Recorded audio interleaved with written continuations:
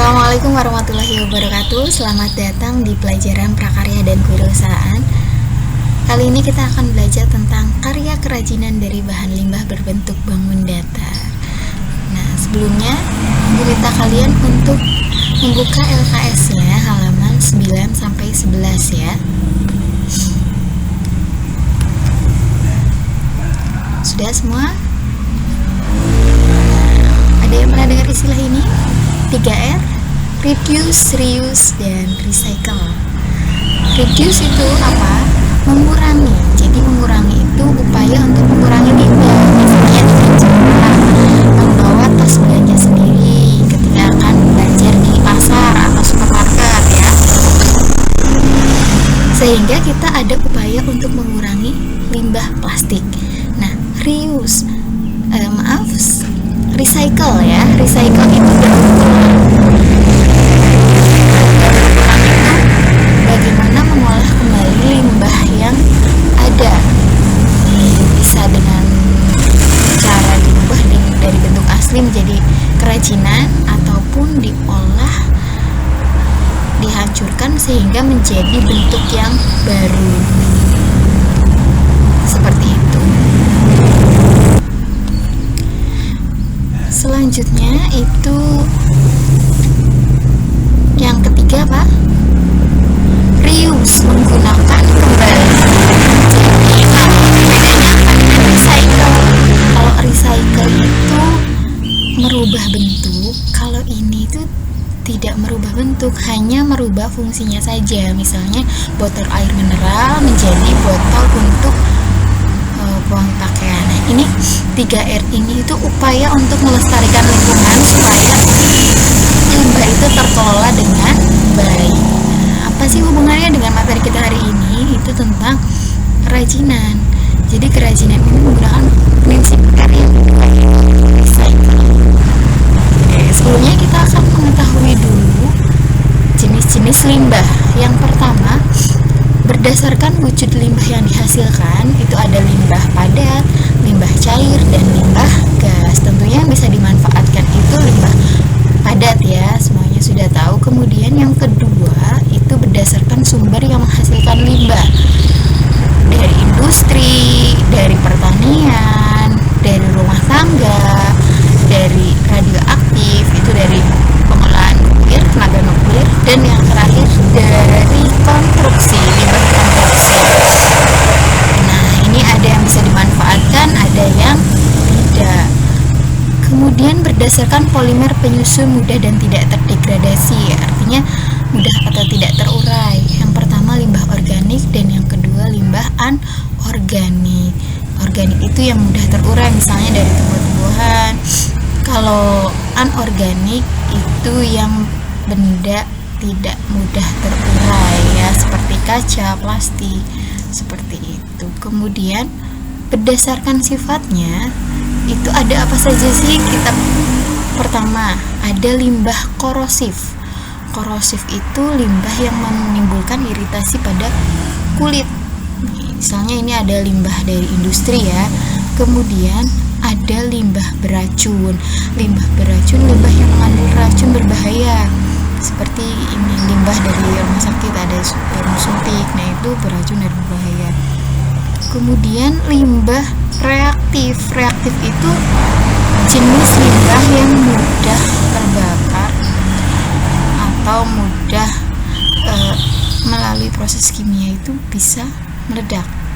Contohnya batu baterai seperti ini ya. Kemudian ada limbah yang mudah meledak, itu limbah yang melalui proses kimia menghasilkan gas dengan suhu dan tekanan yang tinggi. Nah, ini macam-macam limbah ya, banyak sekali contohnya.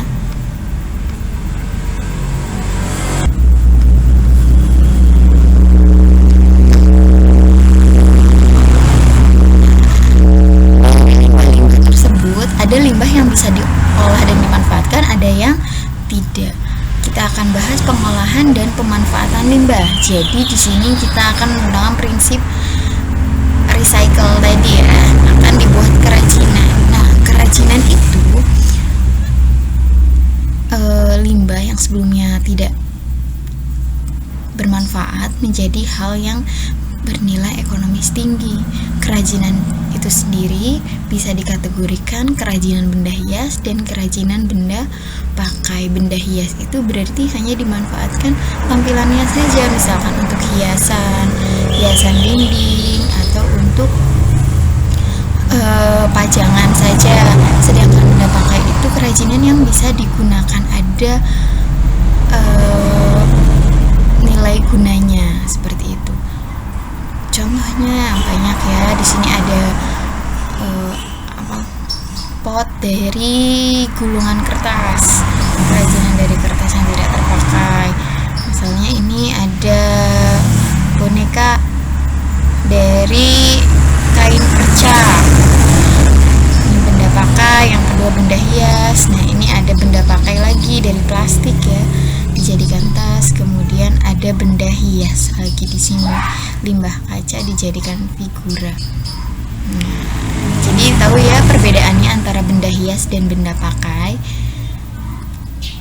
Nah, unsur utama kerajinan itu ada dua, unsur estetika dan unsur ergonomis. Nah, unsur estetika itu apa? Ada unsur kesatuan, keselarasan, kemudian ada keseimbangan dan kontras. Nah, unsur ergonomis, keamanan, kenyamanan, keluasan ya. Nah, yang pertama unsur estetika. Unsur estetika itu yang pertama ada kesatuan, artinya semua bahan-bahannya itu menyatu. Nah, kita bahas satu persatu. Kesatuan itu semua bahannya menjadi satu. Jadi bahan-bahan yang kita gunakan itu harus lengkap, harus ada semua. Misalnya akan membuat kerajinan tas, berarti kita membutuhkan benang, kain, jarum, semuanya harus ada. Kemudian yang kedua itu unsur yang kedua itu apa? Keselarasan, selaras itu berarti harus serasi. Misalkan dari segi motifnya itu harus pas. Misalkan polkadot ya dengan polkadot, tidak polkadot dengan kotak-kotak, itu kan nggak pas ya. Keseimbangan, maksudnya misal kalau kita mau buat tas itu berarti cangklongannya itu harus sama, harus pas, ukurannya itu harus pas. Kemudian kontras itu warnanya tidak pucat. Kalau misalkan ungu jangan dengan biru muda, itu terlalu pucat. Kita buat yang kontras, misalnya merah, jadi warna yang mencolok sehingga bisa menarik. Unsur ergonomis itu dalam hal pemakaian ya, nilai gunanya. Yang pertama keamanan. Jadi kerajinan itu harus aman. Kalau misalkan kerajinan dari kaca bekas itu betul-betul harus aman, jangan sampai ada yang bisa melukai penggunanya. Kemudian nyaman digunakan, nyaman digunakan oleh penggunanya, tidak membuat si pengguna itu merasa risih.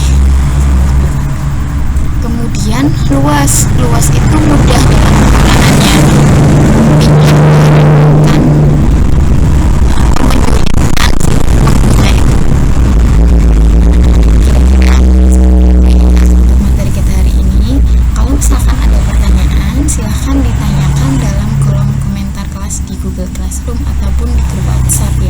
jangan ragu untuk bertanya. Yang bertanya akan mendapatkan nilai plus tentunya. Nah, kemudian untuk tugas minggu ini sampai 3 pekan ke depan itu membuat karya kerajinan.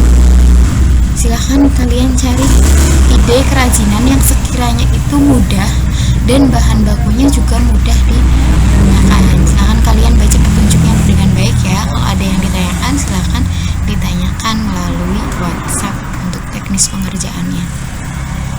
Sekian untuk pelajaran kita hari ini. Wassalamualaikum warahmatullahi wabarakatuh.